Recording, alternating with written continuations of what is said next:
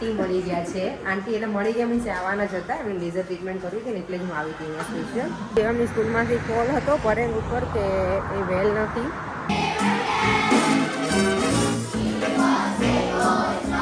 ઘરે પહોંચવા આવ્યા છીએ ફાઇનલી.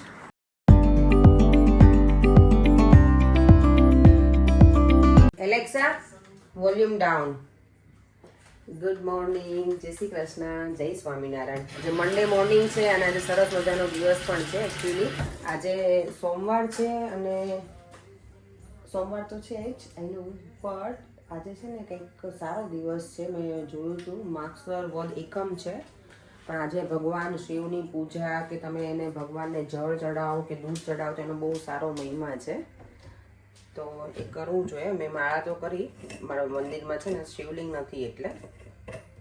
અને જો મંડે મોર્નિંગ મસ્ત મજાની મોર્નિંગ સાથે અત્યારમાં બને છે થેપલા દેવમ માટે, પાલક અને મેથીની ભાજી નાખીને અહીંયા ચાય બને છે. દેવમ કરે છે બ્રેકફાસ્ટ અને અમારા મિસ્ટર પયંગ પટેલ આવી ગયા છે. જય શ્રી કૃષ્ણ. જય શ્રી કૃષ્ણ. Good morning. હવે તો ફટાફટ બ્રેકફાસ્ટ રેડી કરી અને પછી દેવમને ડ્રોપ કરી અને મારે જવાનું છે આજે સલૂન પર. મારી ફ્રેન્ડ છે ને કે એને લેઝર કરાવવું છે ને, તો મને કે તું આવજે તો મને કરી આપજે, એટલે હું ત્યાં જવાની છું. તો મળી હવે થોડી વાર રહીને. અને યસ, કાલે અમને લોકોને પાર્ટીમાં બહુ જ મજા આવી હતી, બહુ એટલે બહુ જ. શું બધા એટલા ગાંડા કાઢે છે, એટલા જલસા કરે છે. સિક્રેટ સાંતામાં તો અમે બહુ હસ્યા બધા લોકો, એટલી મજા કરી અમે. એટલી વખત અમે બધા, કારણ કે પેલી ચિઠ્ઠી બનાવી હોય તો એકને એક ચિઠ્ઠીમાં જેનું નામનું હોય ને, સોરી ચિઠ્ઠી એના જ નામની આવે, એટલે ગિફ્ટ પછી એકબીજાને શેર ના થાય. એટલે ફરી વાર પાછા કરીએ અમે, ફરી વાર કરી. છોકરાઓમાં એવું થયું ને અમારામાં એવું થયું, બહુ મજા આવી હતી. ચાલો તો હવે ફટાફટ બ્રેકફાસ્ટ કરી લઉં અને દેવમનું લંચ પણ બનાવી લઉં. અત્યારે જો સરસ મજાના સુરત દાદા જો બહાર આવી ગયા છે. કેટલું સરસ દેખાય છે, એકદમ ગ્રીન ગ્રીન. આ પ્લાન્ટ કેટલું સરસ છે અહીંયા. અને આ જો ધનવેલ અહીંયા નીચે લટકે છે. મને છે ને સૌથી વધારે આના રૂટ્સ જોવા બહુ જ ગમે છે. અહીંયા આવું ને ત્યારે આ પ્લાન્ટના. શોપિંગ સેન્ટરમાં આવી ગઈ છું. મને મારા આંટી મળી ગયા છે. આંટી એટલે મળી ગયા મીન્સ આવવાના જ હતા, એમને લેઝર ટ્રીટમેન્ટ કરવી હતી ને એટલે જ હું આવી હતી અહીંયા સ્પેશિયલ. તો હવે અમે બંને થોડી વાર ફરીશું અને પછી આંટી ઘરે જશે. ત્યાં આંટી ચાલો ઘરે આવું છે हमारे घर आना है। देवम का भी है स्कूल में, 2 बजे जाना है। आना है तो चलो थोड़ी देर बैठेंगे फिर। અમે અહીંયા આવે ને શોપિંગ સેન્ટરમાં, એટલે બધાને શોપિંગ જ કરવું હોય. તો થોડી વાર મેં તો અહીંયા ફરીને આવી છું, તો ફરીને પછી જઈશ, કારણ કે દેવમને 2 વાગે મારે સ્કૂલમાં જવાનું છે અને એક છે લોકોનો સિંગિંગ પ્રોગ્રામ. તો દેવમે મને કીધું તું મમ્મા તું આવે ને તો પ્લીઝ આવજે, એમ આવી શકે ને, એટલે હું જઈશ. આજે ઘરે જ છું તો પછી અટેન્ડ કરીશ. અને અત્યારે જો ક્રિસમસ છે ને તો બહુ બધી વસ્તુ બધી સરસ આવી ગઈ છે અહીંયા. મેં પહેલાં પણ બતાવ્યું જ તું. અહીંયા જો હું સ્પેશિયલ પ્રાઇમાર્કમાં આવી આજે, કારણ કે આસ્તામાં બધી જગ્યાએ જઈ આવી. દેવમનું બ્લેક ટ્રાઉઝર મને નથી મળતું અને અહીંયા પણ એવું જ છે. બ્લેક ટ્રાઉઝર ખબર નહીં આ વખતે કંઈ છે જ નહીં કે શું. એમએનએસમાં મેં જોયું, બધી જગ્યાએ જોઈ લીધું છે. બ્લેક હુડી છે પણ ટ્રાઉઝર નથી.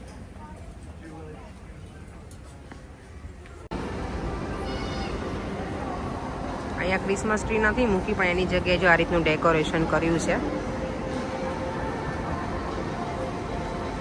શોપિંગ મોલ પહેલાં જેટલા બિઝી નથી. ક્રિસમસ ટાઈમમાં નોર્મલી બહુ જ બિઝી હોય. જો અહીંયાનું ડેકોરેશન. ચલો ન્યૂ લુકમાં જઈને થોડી વાર જોઈને આવું, જેકેટ એવું હોય તો. ત્યાર પછી ઘર જવા તરફ નીકળી પડીશું હવે, કારણ કે પછી હું લેટ થઈ જઈશ. અહીંયા પણ જો ક્રિસમસ લાઇટિંગ સરસ છે.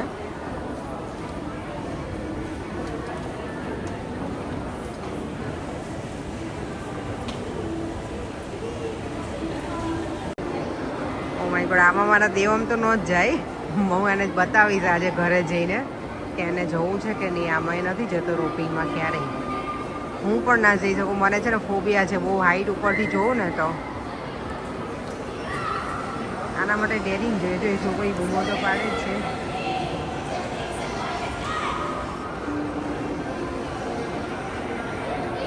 હું છે ને ઘર જવા નીકળી ગઈ છું. દેવમની સ્કૂલમાંથી કોલ હતો પરેંગ ઉપર કે એ વેલ નથી.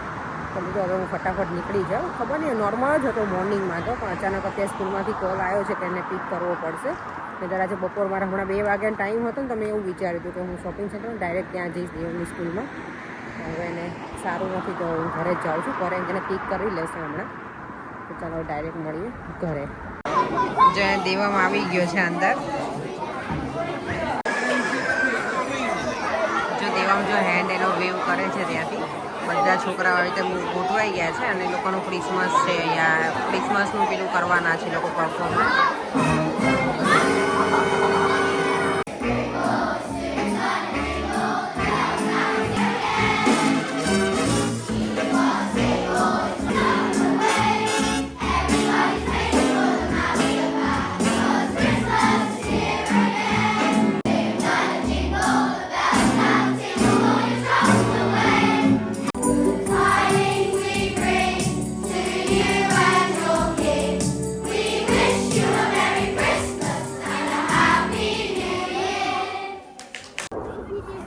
દેવાને એને સ્કૂલમાં પરફોર્મન્સ હતું ને આજે રિહર્સલ હતું. આવતીકાલે એ લોકોને ફાઇનલ પરફોર્મન્સ છે, રાઈટ બેટા? પણ બહુ નાઇસ કર્યું હા દેવ, મને બહુ ગમ્યું.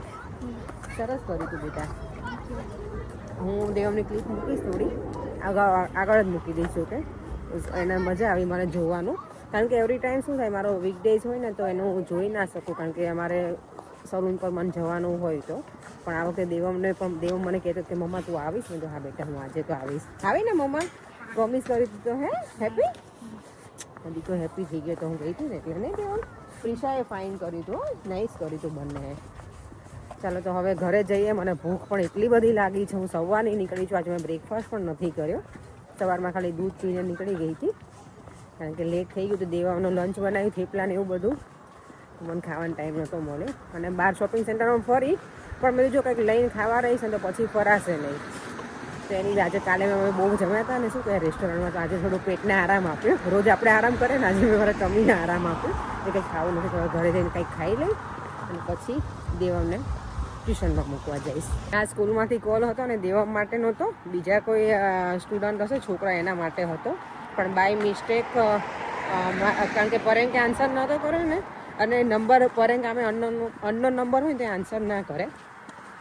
તો પરેંગને એવું કે સ્કૂલમાંથી ફોન હશે. અને સેમ ટાઈમે ભાઈને ફોન ગયો હતો સ્કૂલમાંથી, પણ એને બાજુમાં કોઈ નેબર છે ને એના સનને લેવા માટેનું હતું, એ શીખ હતો. તો ભાઈને એવું કે દેવમનું છે તો એણે પરેંગને ફોન કર્યો. તો પરેંગ દેવમને લેવા ગયા ને સ્કૂલમાં, તો કે ના દેવમ તો ઓકે છે. પછી લોકોએ ખબર પડી કે આ બાય મિસ્ટેક ભાઈએ કંઈક રોંગ સાંભળ્યું હશે, ખબર નહીં હવે શું હતું. તો પણ દેવમ તો ઓકે જ હતો. એટલે મને થોડી વાર તો આમ શું કે ધબકારા વધી ગયા કે દેવમને અચાનક શું થયું. મોર્નિંગમાં તો એ ઓકે હતો. ચાલો તો હવે ઘરે પહોંચવા આવ્યા છીએ ફાઇનલી. અત્યારે વાગી ગયા છે 5. દેવને ટ્યુશનમાં મૂકવા જવાનો પણ ટાઈમ થઈ ગયો છે. અને સ્કૂલેથી આવીને પછી દેવમ શું કહેવાય થોડી વાર પ્લે કર્યું, થોડી વાર રાઇટિંગ કર્યું અને હું મારું કામ કરતી હતી. જો ડિનર બનાવવાનું ભીંડો લઈને આવી હતી ને, તમે તો આજે હવે બનાવી નાખું. ભીંડો અને અમુક શાક એવા હોય ભરેલા બનાવવા હોય ને તો આપણને ટાઈમ પ્રોપર હોય ને ત્યારે બનાવે. એટલે હું ઘરે હોઉં ત્યારે મેં જો શાંતિથી બનાવું તો સારું, વધારે મજા આવે. પછી પેલું કેવું જોબ ઉપરથી આવ્યા હોય સલૂન પરથી ત્યારે વધારે રશ હોય તો આપણે જે ટેસ્ટ જેવો જોતો હોય ને એવું બધું ના મળે. એટલે આજે મેં કીધું લાવ ભીંડાનું શાક બનાવું મસ્ત ભરીને, અને એની સાથે રોટલી, છાશ અને સલાડ. આજનું અમારું સિમ્પલ છે મેન્યુ, કારણ કે હમણાં એક બધી દિવસથી બધું બહાર ખાધું, કાલે નાન ને બધું ખાધું હોય એટલે આજે મેં કીધું સિમ્પલ જ ખાઈ લઈએ. અને દેવમ માટે આ છે એનું પાન. લે દેવમ બેટા ફટાફટ ખાઈ લે, પછી આપણે ટ્યુશનમાં જવાનું બેટા. એટલે ચાલો તો દેવને ટ્યુશનમાં મૂકીને આવીને અને પછી રોટલીનો લોટ બાંધી અને ભીંડો ભરી લઈશ. એટલે ત્યાં સુધીમાં રોટલીનો લોટ પણ બરાબર થઈ જાય. અને દેવને લઈને આવીશ ને ત્યાં સુધીમાં બધું હું ડિનર બનાવી નાખીશ. રેડી થઈ ગયું છે. જો સલાડમાં છે ને આજે પરેંગે લીધા છે ઓલિવ્સ. આવાકાડો મને બહુ ગમે, બીટરૂટ તો નથી ગમતું પણ બધા ખાવાનું થોડું થોડું નહીં. ક્યુકમ્બર અને થેન્ક યુ પરેંગ. આટલું બધું શાક મને નહીં જોઈએ. ભીંડાનું શાક છે, રોટલી, મરચાં છે અમારા મેથીયા મરચાં મેં બનાવ્યા હતા એ સરસ બન્યા છે. દેવા ડબ્બો ખોલ ને બેટા. હવે એકદમ સરસ મસાલા એમાં ચડી ગયા છે. આપણે શું કે મેથીનો બોરો. અને દેવામાં અહીંયા રેડી છે ડિનર માટે. અને યસ મારી છાશ તો બને જ. છાશ વગર આપણું ડિનર અધૂરું. મારી છાશ પણ અહીંયા રેડી છે. ચાલો ડિનર કરી લઈએ અને પછી શાંતિથી થોડી વાર બેસીશું. તો ઓડિયન્સ તારો 5 વર્ષ પહેલાનો જૂનો ફોટો તો બતાય. કેમ 95 કેજી હતો તો 50 કેજી થઈ ગયો. ફોરેન શું કહેજો 5 વર્ષ પહેલાનો ફોટો મારો 95 કિલો હતું મારું વજન, એમાંથી 95 તો શું 95. મને જ નથી ખબર ફોરેન ક્યારે હતું મારું એટલું weight. મજાક કરું. હા મજાક કરે છે ફોરેન ખાલી. ચોકીથી રોટલી લચપચ. ચલો દેવામ બેસી જઈએ. ચાલો ડિનર કરી લઈએ અને પછી હું મળીએ. બેસી જાઉં નહીં. આજે છે ને જમીને ફ્રી થઈને હું આ વજ્રાસનમાં બેઠી હતી કે જમ્યા પછી સારું. તો ક્યારે મને લાગે 15-20 મિનિટ જેવું થઈ ગયું, પણ હવે પગમાં છે ને ખાલી ચડી ગઈ છે. આવું થવું જોઈએ નોર્મલી, ખાલી ના ચડવી જોઈએ. ખાલી એટલે પેલું શું કે નમ થઈ ગયું ને એવું કહેવાય. ફીલ નથી થતું હવે અત્યારે મને. મેં પરેંગને કીધું મને કે હું તો 1 જ મિનિટમાં ઊભો થઈ જાઉં. 1 મિનિટમાં કે 1 સેકન્ડમાં પરેંગ શું વજ્રાસનમાં બેસતો હું તો તો આખો દિવસ બેસી રહું. હા શ્યોર લેડી શ્યોર. આખો દિવસ બેસી રહું. હે ને ના તો મોબાઈલમાં 20 મિનિટ જેવું બેસી લીધું. કેટલી મિનિટ બેસવું સારું? જો કોઈને હોય આઈડિયા તો મને કહેજો, તો આપણે થોડુંક વધારે ટાઈમ ધીમે ધીમે સ્પેન્ડ કરશું. એક જ દિવસમાં પહેલા દિવસે આપણે એટલું એક સાથે ના બેસી શકીએ. કોઈ પણ એક્સરસાઇઝ એવું કરે તો થોડો ટાઈમ એને બોડીને શું કહેવાય આપવું પડે યુઝ ટુ થવા માટે.